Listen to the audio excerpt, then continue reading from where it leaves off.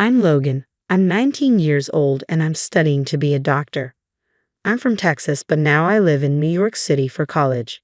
My parents are in Dallas, where my dad works as a surgeon at a university hospital, and my mom stays home. After high school, I moved to New York and I've been on my own for about 4 months now, since July. My dad's work inspired me to study hard and get into medical school. But since coming here, I haven't had the typical college experience I hoped for. I've been focused on my studies, which is important, but I also wanted to hang out with friends and join clubs. Unfortunately, money has been tight, so I couldn't do those things. My parents pay my tuition, but I have to pay for everything else like rent and living expenses. To make ends meet, I've been doing different jobs like tutoring, working at events, and even at a bar. But it's been tough. I often have to switch between shifts at different jobs just to get by each month. Weekends are when I try to earn the most money. I never really had a day off. It was tough both mentally and physically. I get sleepy during class, and when I come home late at night, I'm too tired to study. I'm worried I might fail my classes and have to repeat the year if things keep going like this. Studying should be my top priority, but I'm struggling to focus. I felt anxious and desperate, so I called my mom for some financial help, even if it was just a little. My dad is hardly ever home because he's busy with his job, so my mom handles the finances. I thought they could help because my dad earns well, but my mom said they couldn't afford to send extra money. Many of my friends get financial help from their parents, and I wished I had that too. Despite all this, I kept working hard at my jobs. The midterms came, but I hadn't studied enough, and as I expected, I had to retake some exams. After finishing the retests in early August, my summer vacation began. I'm planning to work a lot during this long break to earn as much money as possible. Once summer is over, I'll focus more on my studies. That means cutting down on work hours, which should help my finances. To save money, I've been eating cheap foods like instant noodles, bread, and discounted meals. I also use my bike instead of paying for transportation. Growing up, I never had to worry about money, so this new life of financial struggle is unexpected and tough. Despite all this, I stay in touch with college friends through texts. Seeing their fun photos makes me realize how different our lives are, even though we go to the same university. My friends often invited me out, but I had to reluctantly decline because I didn't have the money or the time. Let's go somewhere that doesn't cost anything, I suggested. One of our classmates messaged me, "Are you sure you're okay? You always seem tired at school, and I think you're working too much." My friend was concerned about me. I've got the physical stamina, and I need to earn my living expenses. Let's meet up once school starts again, I replied. After that, I went to work at the bar as usual, but something happened shortly after. I collapsed during my shift. It was a busy Friday with lots of customers, and as I was carrying drinks, I suddenly felt dizzy. I don't remember much after that, but when I came to, I found myself in the hospital. According to the doctor, I collapsed due to exhaustion and malnutrition. I received treatment and was allowed to go home the same day. I immediately called my boss at the bar to apologize. My boss explained that after I collapsed, he had called my name, but I was too out of it to respond, so he called an ambulance. He had also contacted my parents. "You've been taking on a lot of shifts, and I relied too much on that. I'm sorry about that. I want you to rest easy for the rest of the month," my boss said. This meant a cut in my income. As I rode the subway home from the hospital, I wondered if I should take on more tutoring jobs. I found myself at a loss. I was supposed to work at the bar the next day, but that suddenly turned into a day off. I decided to quietly stay in bed today. While checking my phone, I noticed a message from my friend that I had missed while I was unconscious. I replied and explained why my response was delayed. Upon learning about my situation, my friend decided to come over. He bought groceries at the supermarket and made spaghetti for me. While eating the meal he had kindly prepared, our conversation turned to the topic of living expenses for someone living alone. When I mentioned that I wasn't receiving any financial support from home, my friend was surprised. "That's why you've been working so hard. Your dad's a doctor. You should be getting some support." "No," I explained. "I asked Mom, and she said they're barely managing with just my tuition." "But you're an only child, right? Maybe if you ask, they could send a little support," my friend suggested. My mom said even a small amount of support was out of the question. "No way, that doesn't make sense. I hate to say this, but maybe your dad is sick and can't work," my friend speculated. Thinking it over, I said, "My dad is a doctor and used to drive a luxury car. Our house is in an upscale neighborhood, and I went to private schools my whole life. So why would mom suddenly say they have no money? Suddenly worried, I immediately messaged my mom. Are you both okay? She replied after a while. We're fine, but I couldn't relax, thinking maybe they were just saying that to keep me from worrying. Since I had planned to go home for the holidays, I decided to talk to my parents about this. After thanking my friend, he said, I'll be waiting for some souvenirs. I felt grateful to have such a friend. The holiday season came and I took the cheapest flight I could find back home. I could only stay for a night and a day because of my job, but I was looking forward to it. When I arrived, my parents greeted me at the door. My dad seemed surprised when he saw me. You've lost a lot of weight. Really? I hadn't noticed myself, but apparently I looked quite different. My mom was also taken aback and fell silent. For lunch, my mom had prepared things like salad, soup, and chicken wings, and for the first time in a long while, the three of us sat down to eat together. As soon as we sat down, my dad looked worried and asked, You look thinner. Are you eating properly? I told him the truth. Not really. It's been a while since I had such a luxurious meal. What do you usually eat? Cafeteria food? My dad asked. Nah, the cafeteria is too expensive for me. Is it that expensive? It's about $5 or so. My dad looked puzzled. Is the money I've been sending enough for you? Confused, I responded. Huh? I haven't been getting any money. I finally told my dad. What do you mean? So you mean to tell me you haven't received any money for the past 4 months? He asked, shocked. I haven't received any, I replied. Have you really been sending money? I had asked your mom to transfer $2,000 every month into your account, Dad said, surprised. Really? I was surprised. Mom told me that your finances were tight and that she couldn't afford to send any money. I explained. Dad looked perplexed. We have enough money. Paisley, have you been sending money to Logan properly? He asked Mom. Mom looked down silently. I was worried that maybe Dad got sick or something and couldn't work, and that's why the money wasn't coming. No, I've been working as usual, Dad assured. Really? That's a relief, I said, somewhat relieved. But then why hadn't any money been sent to me? I was baffled. Cassie, what's going on? Dad pressed Mom. Still refusing to meet our eyes, Mom remained silent. Come on, don't stay silent. Can you explain? Dad insisted. When Dad pressed her, Mom finally said quietly, I haven't sent any money. What? I haven't sent any money to Logan, she admitted. Hearing this, both my dad and I were stunned. What? Why not? Dad asked, incredulous. There are just so many expenses, Mom replied. What kind of expenses? Isn't our home mortgage already paid off? Dad questioned. Realizing she could no longer hide the truth, Mom dropped a bombshell. I've been keeping the money for myself, she confessed. I was dumbstruck. I read online that medical students can earn more than regular students with tutoring jobs, so I thought you'd be okay. I asked you to send me even just a small amount of money, but honestly, I didn't realize you were that strapped for cash, Mom explained. My mom continued in a matter-of-fact tone. There was a call from Logan's workplace recently saying you collapsed from overwork. I was also shocked to see how thin you've become. What? Logan collapsed. What happened? It seemed my dad hadn't been informed about the recent events, so I explained. You collapsed from overwork and malnutrition. Yeah, but it wasn't anything serious, I added. Paisley, why didn't you tell me? My dad asked, clearly upset. I'm sorry. I was afraid he'd find out I wasn't sending the money, my mom said without any sign of guilt.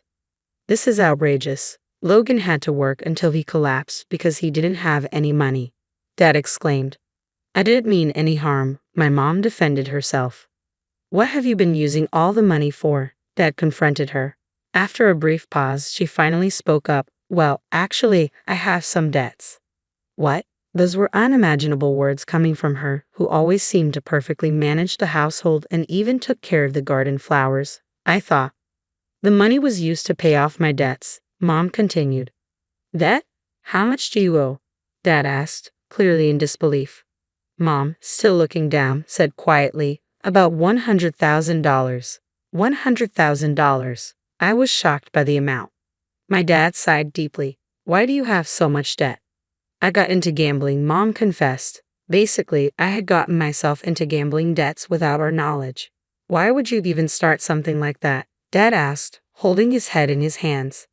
About 2 years ago, I started gambling just to kill time. I won some money and it felt really good at first. I only used small amounts, but going to the casino became a habit, and I started betting more and more. I couldn't stop, and it led to that amount. I had never gambled, so I couldn't understand why she couldn't stop. Yes, I kept trying to win back what I lost, but I ended up losing more often than winning. I even dipped into our savings, she admitted. So you've spent more than just the debt amount? Dad yelled at her. How much of our savings did you use? He demanded. About $30,000, Mom confessed. I stopped withdrawing more because I thought you would find out. She looked like she was about to cry. If you'd talked to me about it earlier, it might have been better. With that amount, you could have worked part-time and paid it back little by little, right? Dad said. I absolutely don't want to work part-time, she said emphatically. Get a grip. You racked up the debt yourself. He was visibly angry. I've been a stay-at-home mom for so long. There's no way I can work now. That's why I borrowed money from payday lenders, she confessed. I was stunned by her selfish reasoning. Then the interest piled up and the debt just grew. I got involved with various lenders, and now I can't make payments anywhere. I'm completely overwhelmed. Dad sighed again. Are you still gambling in this situation?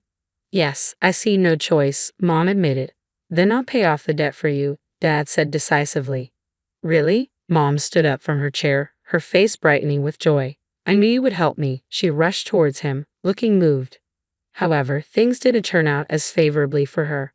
But this is your severance. Let's get a divorce, Dad said abruptly. What? I was surprised. Divorce? I will never agree to a divorce, Mom said firmly. Her face turned from joy to terror, as if she had been cast down from heaven to hell. You continued gambling even knowing Logan was struggling, right? You kept borrowing money, endangering the family, Dad pointed out. That's true, but I can't continue as a family with a wife who prioritizes gambling over her son, he insisted. No way, she finally burst into tears. I'll never gamble again. Please forgive me, she pleaded. But he seemed resolute. Your gambling is likely an addiction. You'll need to see a psychiatrist and undergo long-term treatment. It's not uncommon for people to relapse into gambling during treatment. I'm not addicted. I can stop anytime, she protested. No, if this continues, we could all end up destitute. I have to separate, not just for my sake, but to stop burdening Logan any further. I'll stop from tomorrow, she insisted, but she did not seem to grasp the severity of her inability to stop gambling. I was deeply anxious about the amount of debt and my mom's pathological gambling behavior. In exchange for paying your severance, there will be no division of assets, my dad stated. What? I can't agree to those terms. If you don't pay back the debt, they might seize your account. She fell silent. I never imagined coming home after a long time would lead to this situation. I was just unsettled by my parents fighting. No, Dad, don't you think we can hold off on deciding about divorce? Maybe take some time to cool off and think it over, I suggested. I'm sorry, Logan, but that's not possible, he said calmly. I thought he might have decided on divorce in a fit of despair, but that doesn't seem to be the case. Lunch ended in a heavy atmosphere, and I went to my room.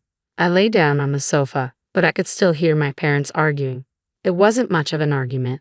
My mom was hysterically screaming, and my dad responded firmly. I got so fed up with college and home that I just went to sleep out of frustration.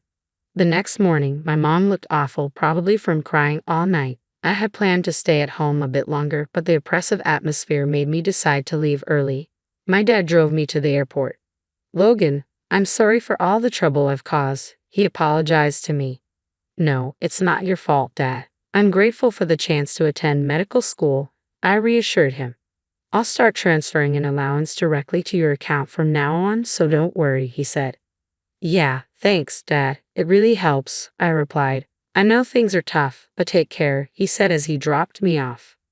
I flew back to New York. The rest of the summer vacation was busy with work, passing by in a flash. Still, I was constantly worried about my parents. A few months later, I heard that my mom finally agreed to the divorce. My dad's steadfastness broke her resistance. As previously discussed, my dad took on her debts, and in return, there was no asset division in their divorce agreement. I have mixed feelings about my parents getting divorced, but it's not all bad news. Now that I'm receiving an allowance from my dad, I've been able to cut back on work and focus more on my studies. I might even get to hang out with friends. I heard from my grandmother on my mother's side that despite the divorce over her gambling, my mom was back at the slot machines every day. She quickly racked up more debt. Her family couldn't afford to cover her debts, so my mom reluctantly started working part-time. She's currently attending therapy to overcome her gambling addiction.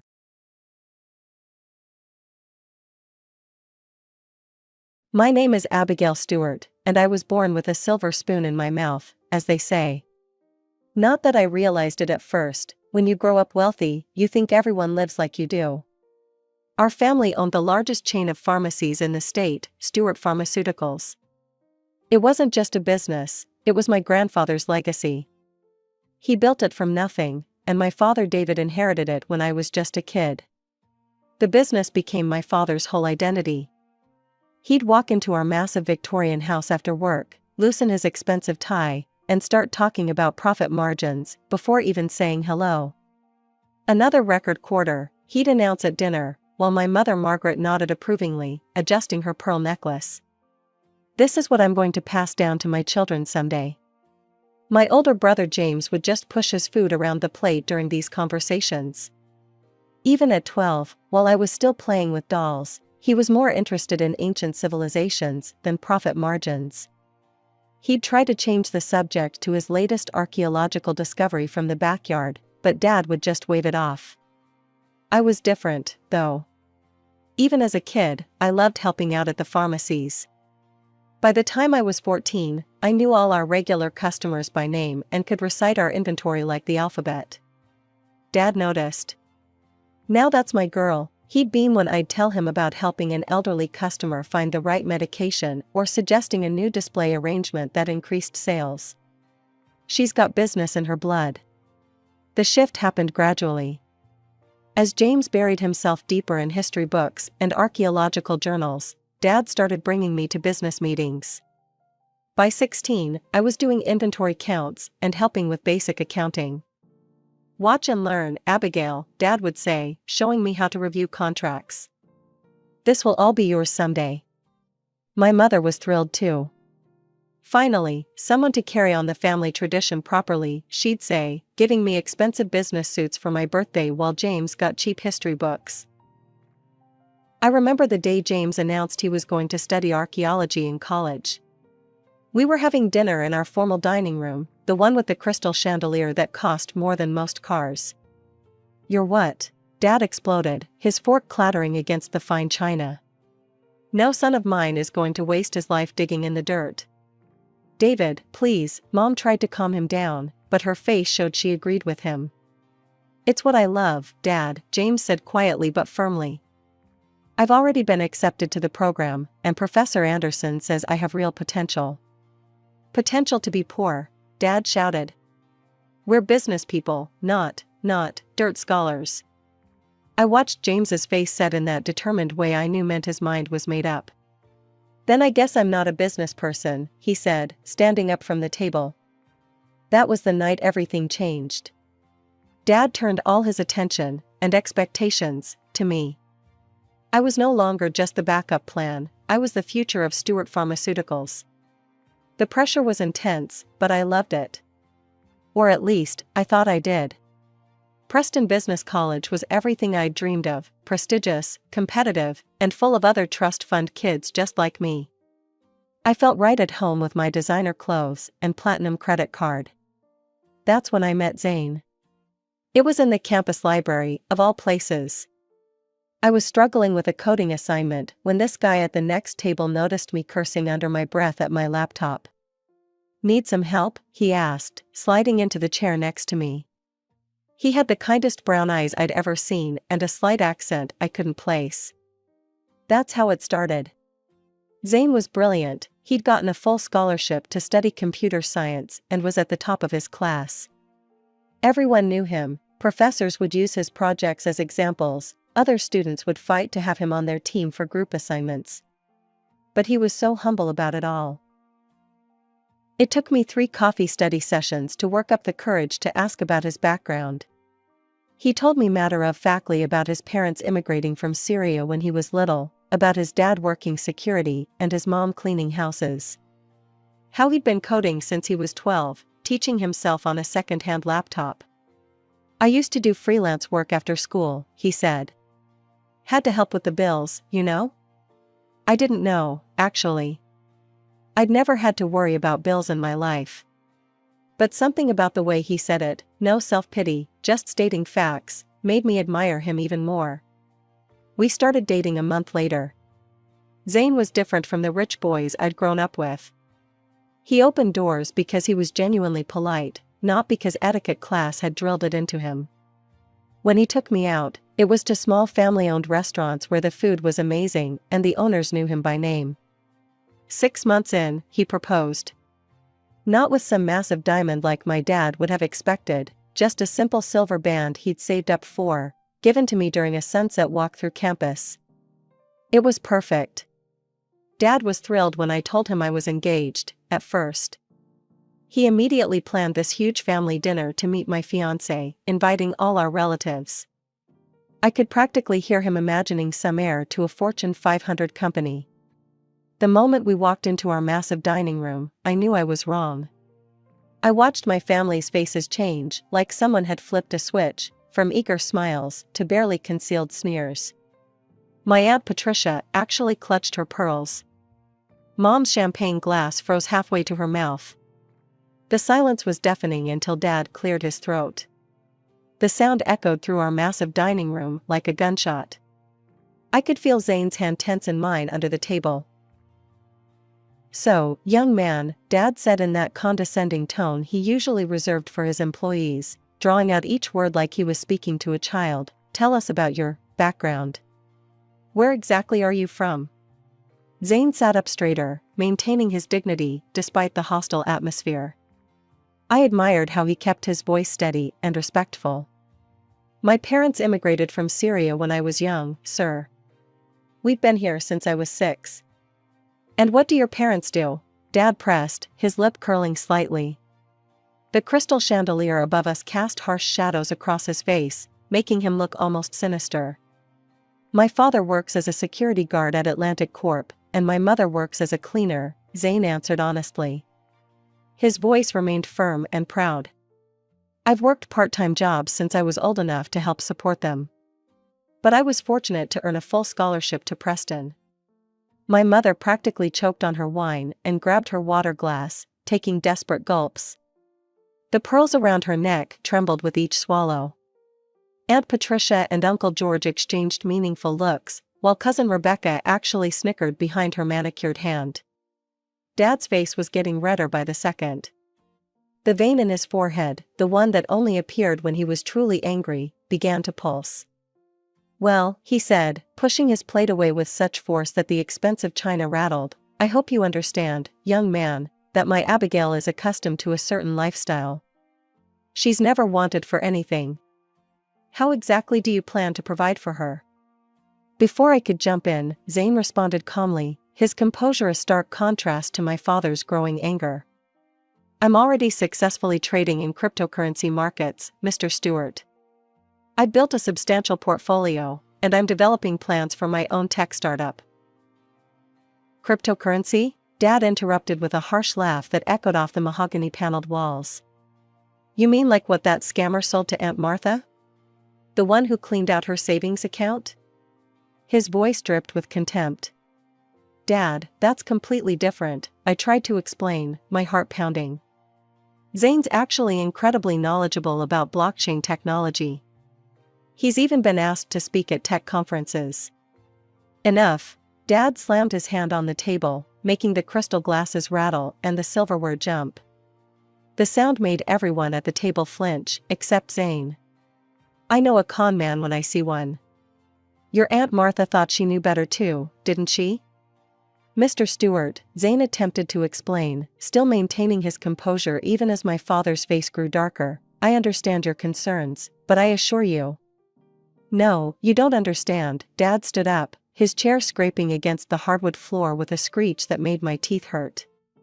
He towered over the table, his hands planted firmly on the white tablecloth. "You're not suitable for my daughter.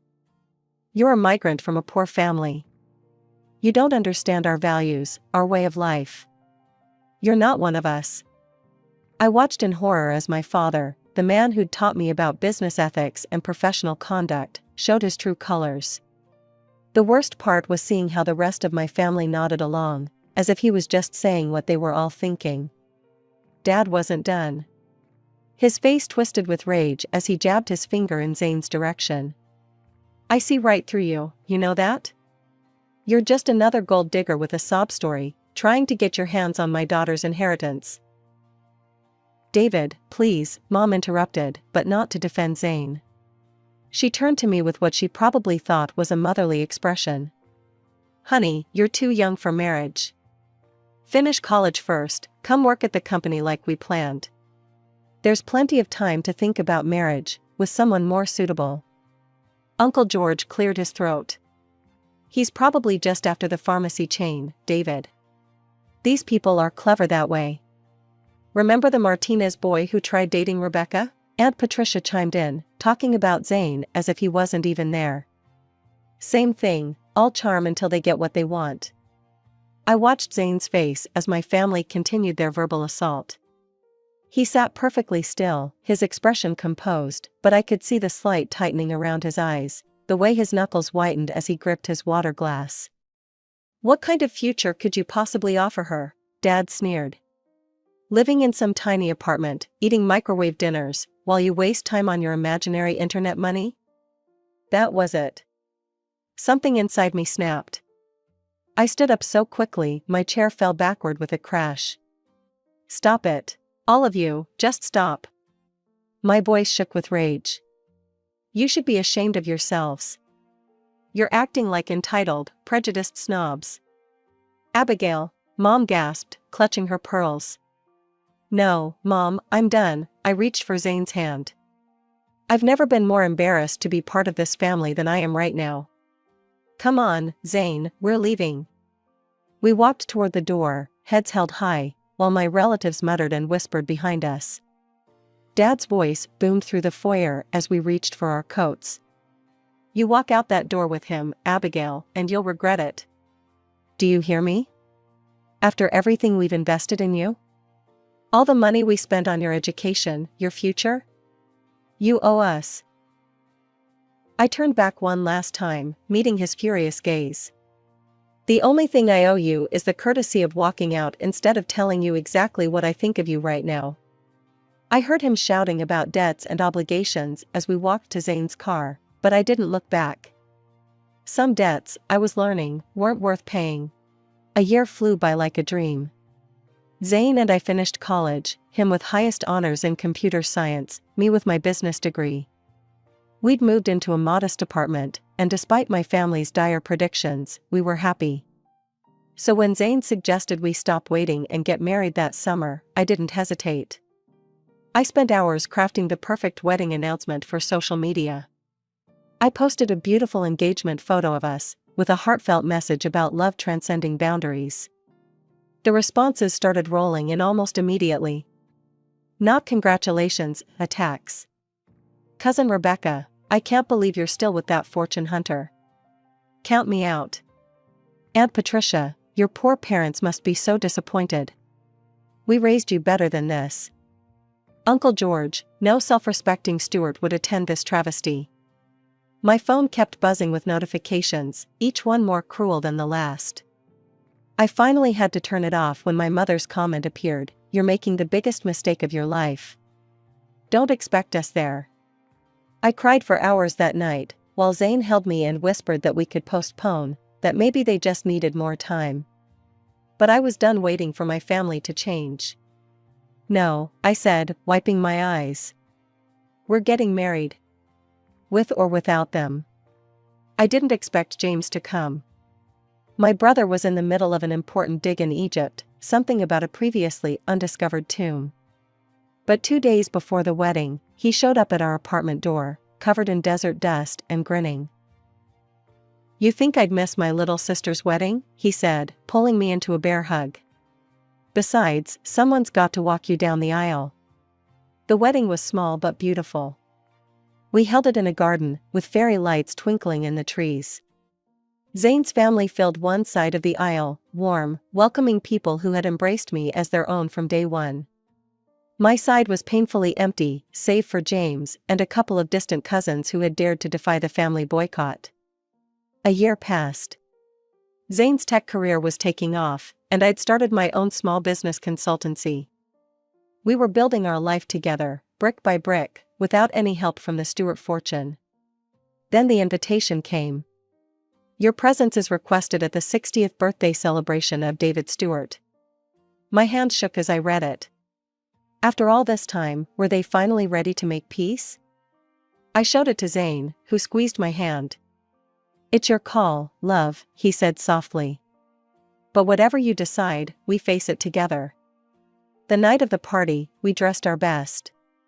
I spent hours picking out the perfect gift, a rare first edition of my father's favorite business book, something that showed I still remembered, still cared. We walked into that familiar house, my heart pounding with nervous anticipation. The room fell silent when we entered, just like that first dinner, but I pushed ahead. With trembling hands, I presented the carefully wrapped package to my father. He didn't even look at it. Just picked it up and tossed it aside like it was garbage, the beautiful paper crinkling as it landed among the other gifts. The dinner started like a perfectly choreographed show of cruelty.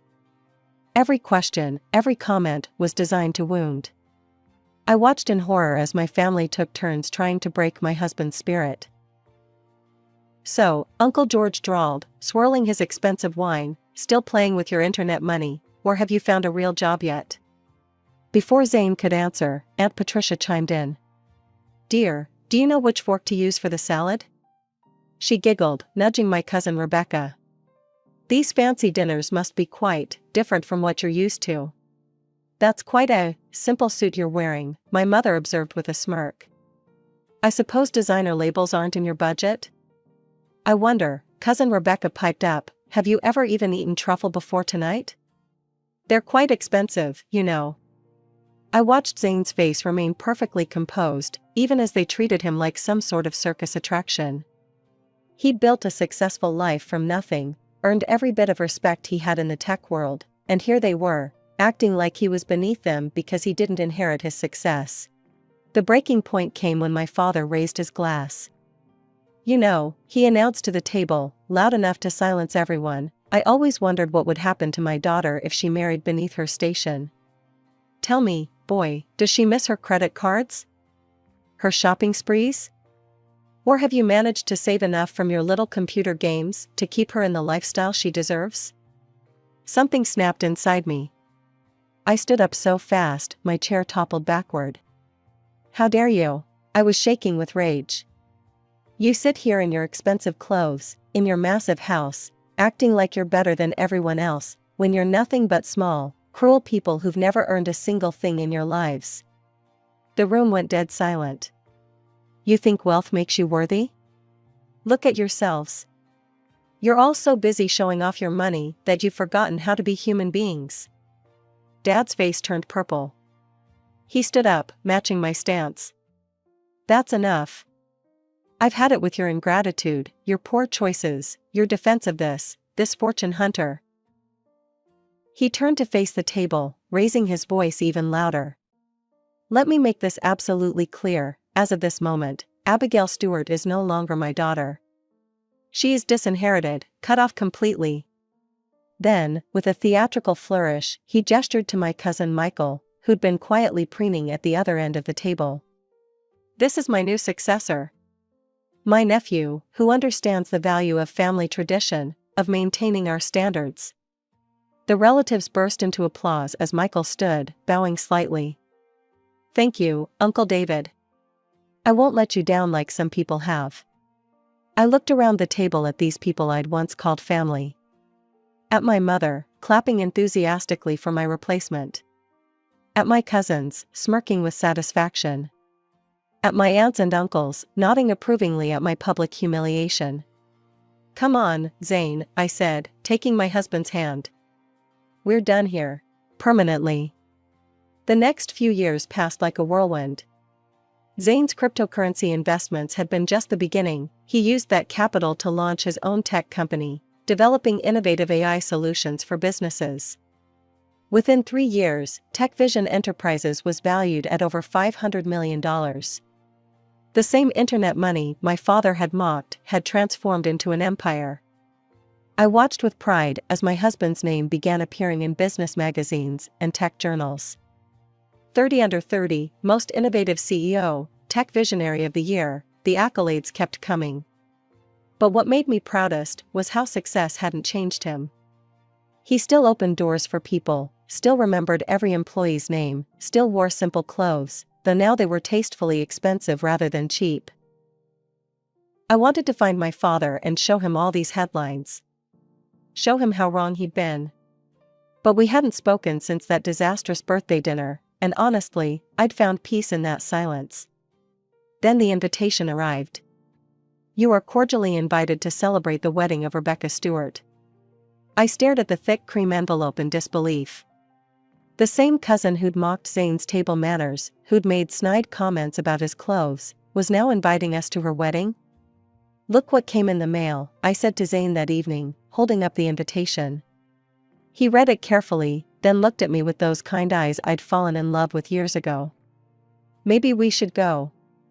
In my culture, we believe family is sacred, even when they hurt us. So there we were, walking into the grand ballroom of the Ritz-Carlton, where Rebecca's wedding was being held. The reaction was unexpected. Oh my God, is that Zane Hassan? The TechVision CEO? Did you see his interview in Tech Weekly? I heard he just closed a deal with Microsoft. Can I get a picture with you, Mr. Hassan? The same relatives who'd once looked down their noses at my poor immigrant husband were now falling over themselves to get his attention. Former critics were now eager fans, shoving business cards into his hands, asking for investment advice, begging for photos. I watched as Zane handled it all with characteristic grace, smiling for photos, answering questions politely, making everyone feel heard and respected, even those who'd never shown him the same courtesy. Your husband is absolutely brilliant, gushed Aunt Patricia, the same aunt who'd mocked his table manners years ago. Did you know he was featured in Forbes? I just smiled, thinking how funny life can be. The fortune hunter they'd accused him of being had built his own fortune, bigger than anything the Stewarts had ever imagined. But unlike them, he wore his success with humility and kindness. I should have known something was off when my parents made a beeline for our table. Mom was wearing her most ingratiating smile, the one she usually reserved for wealthy potential investors, while Dad had plastered on his best business face. Darling, Mom cooed, air-kissing my cheeks. And Zane? We've been following your incredible success in the news. So proud to call you family. I couldn't help myself. Really? The same poor immigrant you couldn't bear to have at your table a few years ago? They flinched, but recovered quickly. Dad cleared his throat, loosening his collar, which, I noticed, wasn't from his usual luxury brand. Water under the bridge, sweetheart. Family is family, right? Then came the real reason for their sudden change of heart. Over the wedding appetizers, the story spilled out. Michael, their precious replacement heir, had nearly destroyed Stewart Pharmaceuticals. In his eagerness to cut costs, he'd signed contracts with shady suppliers. Now they were facing multiple lawsuits for selling counterfeit medications. The FDA is investigating, Dad said, his voice dropping to a whisper. The banks won't touch us. We're in trouble, princess. The legal fees alone. Mom dabbed at her eyes with her napkin. We've had to mortgage everything. Dad reached across the table, placing his hand over Zane's. Son, I know we got off on the wrong foot, but you're family.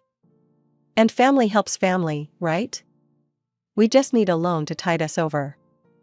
A few million should do it. I saw Zane's face soften with sympathy. My husband, always so quick to forgive, was already reaching for his checkbook. I placed my hand over his, stopping him. Family helps family? I repeated, my voice ice cold. Funny, I remember you specifically saying we weren't family anymore. In fact, didn't you disown me? Twice? Now, Abigail, Dad's voice took on that warning tone from my childhood, after everything we'd done for you.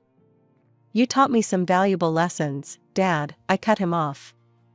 Like how not to give money to strangers. Isn't that what you always said? His face turned that familiar shade of purple. You ungrateful little. And about keeping high standards, I continued, my voice carrying just as the wedding DJ asked everyone to raise their glasses to the happy couple. So I'm sorry, but I don't associate with people who sell fake medications to sick people just to save a buck. Dad exploded, jumping to his feet. How dare you? After everything I've done for you. I raised you, educated you. And disowned me, I finished, standing calmly. Twice. Let's make it 3 times, you can disown me again if you'd like, but it won't change my answer. Taking Zane's hand, we walked out of the reception, my father's curses following us just like they had years ago. Only this time I was smiling.